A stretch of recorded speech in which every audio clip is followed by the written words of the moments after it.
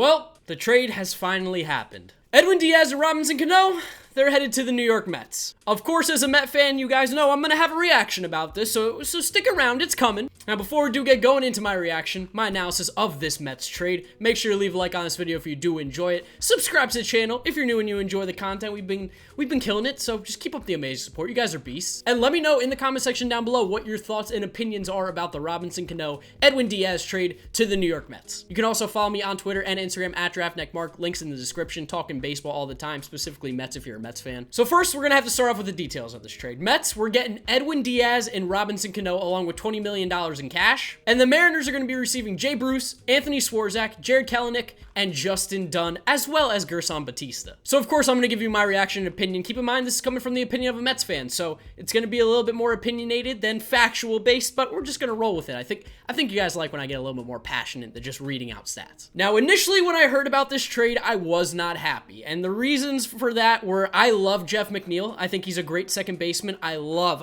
how the guy plays baseball. He hits to all fields, smacks the ball around, just great fielder, plays the game hard. He may not be a Gold Glover out at second base, but he gets the job done. I mean, he's not Daniel Murphy, who we had out there for a couple years, and he was horrible defensively. So I'm a huge Jeff McNeil fan. So I saw Cano, I was like, what are we going to do with Jeff McNeil? Like, I want this guy playing there. He made our team better when he came up at the end of the season. So as a Jeff McNeil fan, you could understand why I was discouraged when I heard about Robinson Cano. They both play second base. Obviously, Cano is going to be the starter when the Mets get him. And since Jeff McNeil came up, the Mets had played a lot better baseball. He gets a lot of hits. He gets on base, whether that's through walking or hitting. I know some people say that hits don't matter. It's all about walks, on base percentage. But the dude hits, and that's how he gets on base, which I'm completely fine with because the Mets started to score more runs. He was a huge part of that offense at the end of the year. So yeah, I didn't know where he was going to go, what they were going to do with him. I wanted him to be the second baseman. Does not seem like it's going to happen now. It's going to be Robinson Cano, but some good news. As you guys know, I'm a huge Todd Frazier fan, probably the #1 Todd Frazier fan in all of baseball. Yeah, that's a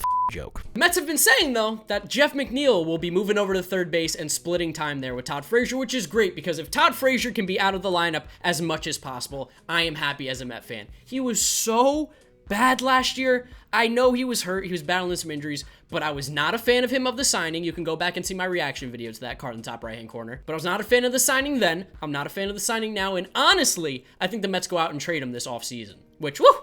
Him and Jason Vargas, I'll take like a brand new washer, maybe some Marucci bats, a couple Louisville Sluggers, a new box of baseballs. I mean, anything. I don't even need players. Hell, I'll pay you to take them, honestly. I do not want these guys on the team. So bad. Don't even get me started on Jason Vargas. But Todd Frazier, ooh, oh, horrible, terrible. In before sabermetrics, people go, well, he walks a lot, he's great. No, he's terrible. Watch the baseball games. He's bad. And sorry, Todd Frazier. I hear you're a nice guy, but gosh, as a Met fan, I gotta be critical about you, and you just don't perform. But back to the Mets trade, because Todd Frazier, I could go on a Todd Frazier rant for hours. That's not what this is about. So McNeil's gonna move over to third base, split time with Todd Frazier. He's a lefty, so you're gonna assume he's gonna get most of the games against right-handed pitching. Robinson Cano slots in at second base. And then the big thing for the Mets is Edwin Diaz. We now have a legitimate closer in our bullpen, which was a huge issue last year. Of course, we traded Jerry Familia to the Oakland A's for a couple prospects, which they don't look like they're going to be much. Bobby Wall, ugh, not very great. And Will Toffey, again, nothing special. But at the beginning of this offseason, one of the main things we needed to address was our bullpen, and we did that. We got Edwin Diaz, who was probably one of the best closers in the game, if not the best closer in baseball last season. And I understand he had a shaky 2017 where he lost his job at one point, but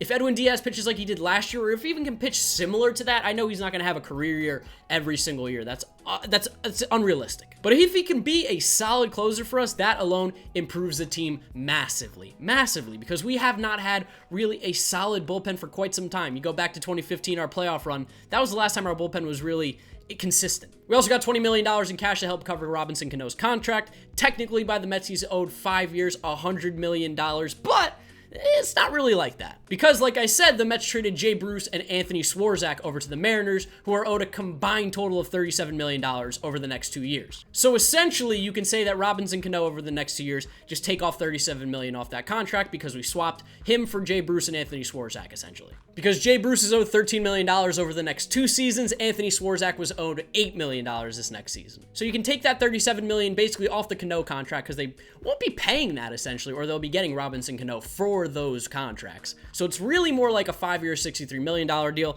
But again, in before the comments saying, well, you're still paying him $100 million. Yes, technically, but we also took $37 million off the payroll. And at the end of the day, payroll's all that matters. The part that sucks with Robinson Cano is that when he's, 39, 40, 41 years old, we'll still be paying him $20 million a year. That's what hurts as a Met fan, where you go, 39, 40, and 41, he's going to be making $20 million a year, essentially. Yeah, not a fan of that. That's not a great contract, but Mets seem to be going for a win-now scenario. This move clearly shows what they're trying to do. They're like, hey, the next 2 seasons are going to be our years. That's where we need to make our push. And as a Met fan, I got to respect it. I think a lot of you were expecting me to be super upset about this trade, which, like I said, initially, I was upset. But as a Met fan, I feel like all I do is complain about how we don't make any moves, how we don't go out and spend money. We don't do this. We don't do that. And you know what? Brody went out and he made a move. Whether you like it or not, the Mets are a better team today than they were yesterday. Getting Edwin Diaz and getting Robinson Cano makes them a better team, and I don't think I can really be upset with that. It would be kind of hypocritical of me to say about how the Mets don't do anything. They don't make any trades that are impactful. They make bad signings. They do this, they do that. And then they finally go out and get 2 players that are going to make the team better instantly.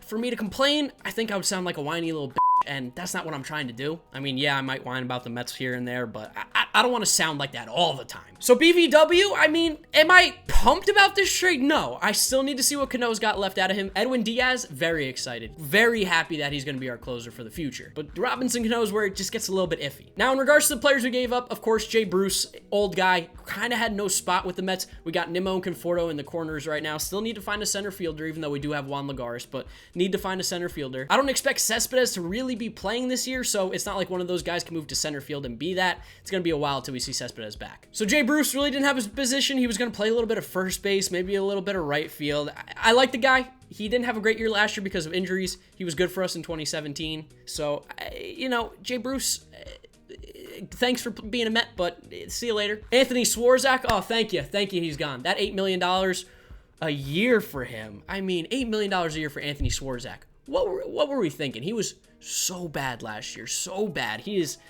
Ooh, he was the Anthony Swarzak that everyone saw where they're like, he wasn't good, and then he had that one good year as a reliever. Mets gave him money, and yeah, he wasn't good. That's going to go up there with John Roush, Frank Francisco for some bad reliever signings the Mets have had. We also lose our number 3 prospect in Jared Kelenic. I'm not excited about that, but again, would be hypocritical of me to say that you don't trade, or for me to argue that they should have kept him, because my philosophy is always that you trade prospects for guys that can help you win right now, and Robinson Cano and Edwin Diaz can help us win right now. Kelenic, realistically, it's probably not on the team until 2021, which that seems like it's outside of the Mets window that they're trying to target to go for a win. He would have to have some kind of minor league season this year to come up in 2020, and honestly, I just don't see that happening. I would have loved for it to happen, but realistically speaking, he's 19 years old. Does he really get up to the majors at 20? He would have to have just an insane minor league season this year, and even then, he probably wouldn't be there on opening day. So if the Mets are going for this 2-year window and they're really going to make a push, I understand why they trade Kelenic. At least he's in Seattle. I don't have to worry about him coming back to hurt the Mets unless they play Seattle, and that's like, what, 3-4 games in a year? So Seattle, I think you got a great guy in Jared Kelenic. I would be pumped if I were you. Justin Dunn, our number 4 prospect, our pitcher, number 1 in our farm system pitching-wise. From what I've seen from Justin Dunn, looks like a very good pitcher. Not an ace, not a 1-2, maybe more of a 3-4 middle type guy. He's got some good stuff here and there, but again, it doesn't pain me to get rid of him because right now the Mets have all their pitchers under a decent amount of control. You got DeGrom, you got Syndergaard, you got Wheeler, you got Matz, and then you've got Jason Vargas. Hey, Mets, go out, sign Gio Gonzalez, please, if you can. I'd love Gio as our number 5. That would be great. So Justin Dunn probably will help out the Mariners more than he would have in the Mets in the near future, so good for the Seattle. I mean, I think it's a great trade for them, by the way. And then Gerson Batista, one of these guys who throws super hard, but just goes and throws it down the middle every time and gets smacked, and he also walks guys. He's got some issues all over the place. Live arm, but he's come up in the majors, has not shown any sort of really anything to get excited about. So Gerson Batista, see you later, my guy. Thanks for stopping by. But overall, I'm sorry to disappoint. If you wanted me throwing things, if you wanted me being super upset, I can't really be mad about this. As a Mets fan, all I say is make a push, act like a big market team.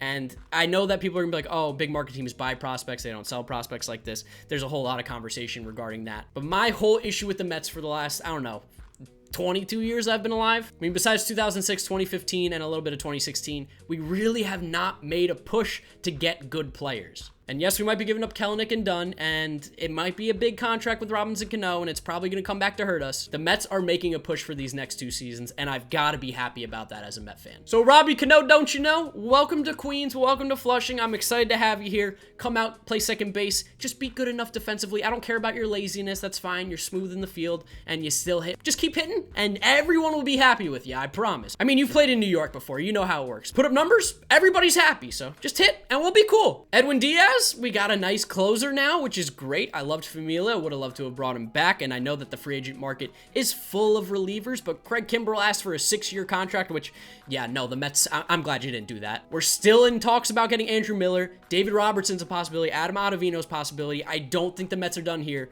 I'm really excited to see what BVW, Brody Van Wagenen has in store for this offseason. Please don't trade Noah Syndergaard unless it's for Nolan Arenado. But yeah, I think he's going to be making some big moves. He said he's not done here. This is a part of a big plan to make the Mets push for a title this upcoming season or in 2020. So as a Mets fan, you're excited to hear that. I know I've said that a lot this video, but it's true. It's been a long time since the Mets have really made a push. And by push, I mean just going all in. Like, let's do it now. So I'm really excited to see what the future holds. Cano, like I said, welcome. Diaz, welcome. Kelenic, Batista, Dunn, never really got to see you play, but good luck out in Seattle. Jay Bruce and Anthony Swarzak. See you later. Wouldn't want to be ya. And yeah, let's go Mets. It's going to lead us to the end of this video. If you did enjoy it, leave a like on it. Get in the comment section down below. Let's have a conversation. Let's talk. Do you like this trade? Do you dislike it? Let me know your opinions down below. And did I say subscribe to the channel so you see more? Let's throw that in there. Sub too if you like this stuff. Otherwise, YouTube recommends you watch this video right here. And this is my most recent upload. Click these if you want to see them. Thank you guys for watching.